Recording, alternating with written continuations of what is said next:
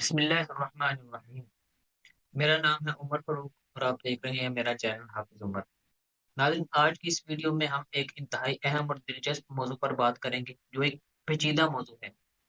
کہ مسئلہ فلسطین کیا ہے اور یہودیوں کا اسرائیل کے ساتھ تعلق کیا ہے کہ ہر صورت میں ان کو اسرائیل ہی میں جگہ چاہیے چاہے کچھ بھی ہو جائے۔ کیا وجہ ہے کہ یہودی جو ہے وہ اس طرح سے بیت المقدس کے پیچھے پڑے ہیں؟ میں آپ کو بتاؤں کہ جوش کے نزدیک جو علم آخر الزمان ہے نا، جو علامات قیامت کا علم ہے، اس ناظر میں اگر ہم بات کریں تو یہ جو موجودہ دور ہے اس وقت چل رہا، اس دور کو وہ تھرڈ ٹیمپل کے طور پر دیکھ رہے ہوتے ہیں، کیونکہ ان کی ہسٹری کے مطابق ان کے جو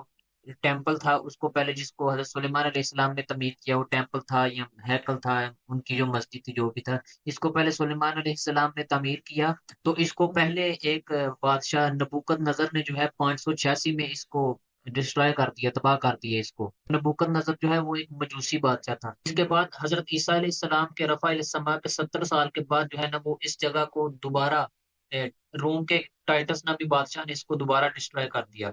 اب یہودیوں کا یہ گمان ہے کہ جو ان کے مسیحا ہیں جس کو وہ مشاق بن داؤد کہتے ہیں یا مسیح بن داؤد کہتے ہیں، تو وہ قرب قیامت میں جب تشریف لائیں گے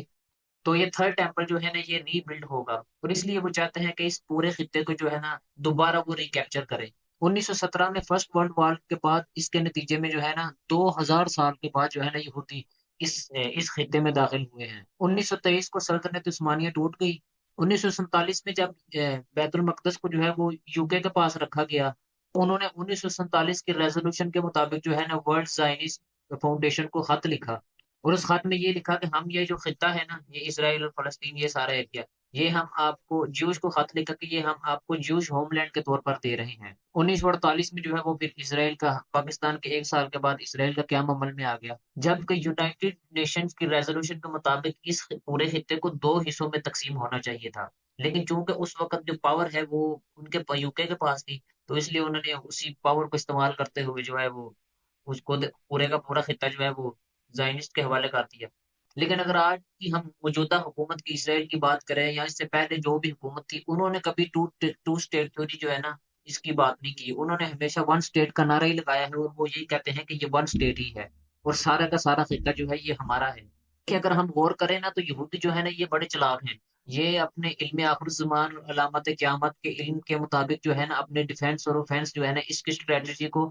پراپر طریقے سے پلان کرتے رہتے ہیں، اور یہ جو کچھ آپ غزہ اور فلسطین میں اس وقت دیکھ رہے ہیں یہ تمام ان کے پلان کا حصہ ہے،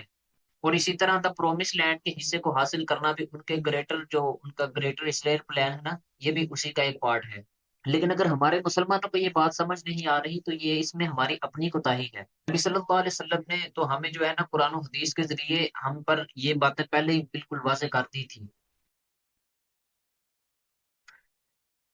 اور ہمیں اس دور میں آنے والے واقعات سے آگاہ کر دیا تھا۔ جیسے کہ اگر ہم قرآن مجید میں دیکھیں تو سورہ بنی اسرائیل میں کہ آیا کہ اللہ تعالیٰ نے بنی اسرائیل سے وعدہ کیا ہے کہ تم ضرور بضرور جو ہے نا زمین میں 2 مرتبہ فساد کرو گی، اور یہ بھی لکھا ہوا ہے کہ ان کو یہودیوں کو قرب قیامت میں ایک دفعہ پھر عروج ملے گا۔ لیکن مسلمانوں کو ساتھ جو ہے نا وہ بتا دیا گیا ہے کہ اگر تم چاہتے ہو کہ یہ عروج تمہیں واپس ملے، ان کو نہ ملے، تو اس کے لیے تمہیں اطاعت کرنی ہوگی، نیک اعمال کرنے ہوں گے، اللہ تعالیٰ کی مان کر چلنا ہوگا، اللہ کی رسی کو مضبوطی سے تھامنا ہوگا، پھر جو ہے نا تم عروج پاؤ گے۔ اگر ہم دین کی طرف رجوع کریں گے، اللہ کی طرف رجوع کریں گے، تو پھر ہی ہم جو ہے نا یہ کھویا ہوا جو مسلمانوں کا وقار ہے اس کو ہم واپس پا سکتے ہیں۔ ادروائز جو اس وقت حالات ہمارے چل رہی ہیں، اور جو حالات بہتر ہونے کے بجائے امت مسلمہ کے حالات بدتر سے بدترین ہوتے جا رہے ہیں۔ ہم دیکھ لیں، اگر فلسطین میں دیکھ لیں، شام میں دیکھ لیں، لبنان میں دیکھ لیں، ایران میں دیکھ لیں، عراق میں دیکھ لیں، یہاں چلے جائیں، کشمیر میں چلے جائیں، ہر جگہ پہ مسلمان جو ہے نا وہ اسی حالت میں ہے، اور اس کی وجہ صرف یہی ہے کہ ہم نے جو ہے نا وہ ان چیزوں کو چھوڑ دیا ہے، غور و فکر کرنا چھوڑ دیا ہے اس باتوں پہ۔ سلطان صلاح الدین ایوبی جو ہے ان کا حدیث میں یا قرآن میں ان چیزوں میں ان کا کہیں ذکر نہیں ملتا کہ یہ آئیں گے یہاں آ کر فتح کریں گے، اس چیز کی کوئی بشارت نہیں ہے۔ لیکن میں آپ کو بتاؤں کہ صلاح الدین ایوبی جس وقت انہوں نے آ کے بیت المقدس کو فتح کیا، تو یہ وہی دن تھا، وہی تاریخ تھی، یعنی یہ 27 رجب کی وہی تاریخ تھی جس 27 رجب کو آپ صلی اللہ علیہ وسلم نے شب معراج کے موقع پر تمام انبیاء علیہ السلام کو امامت کروائی تھی۔ اور آج بھی جو حالات چل رہے ہیں مسلمانوں کے، چاہے وہ جنگی حالات ہیں، چاہے وہ سیاسی حالات ہیں، چاہے وہ ان کی سوچ اور غور و فکر کرنے کے حوالے سے ہیں، تو یہ بالکل نیچے سے نیچے ہی جاتی جا رہی ہے امت۔ آج بھی اس امت کو ایک شیخ عبد القادر جیلانی، ایک جلال الدین رومی اور ایک صلاح الدین ایوبی کی ضرورت ہے پھر انشاءاللہ یہ امت جو ہے آگے بڑھنے کی طرف شروع ہوگی۔ ورنہ تو جو حالات اس وقت ہیں، جس طرح کی امت مسلمہ کو آج کل لیڈر مل رہی ہیں، ان کو تو لیڈر کہنا بھی جو ہے وہ توہین ہے لیڈر کی۔ اس لیے اللہ تعالیٰ سے دعا ہے کہ اللہ تعالیٰ امت مسلمہ کی مدد فرمائے۔ اگر آپ کو میری ویڈیو پسند آئی ہے تو اس کو لائک شیئر اور کمنٹ ضرور کیجیے گا۔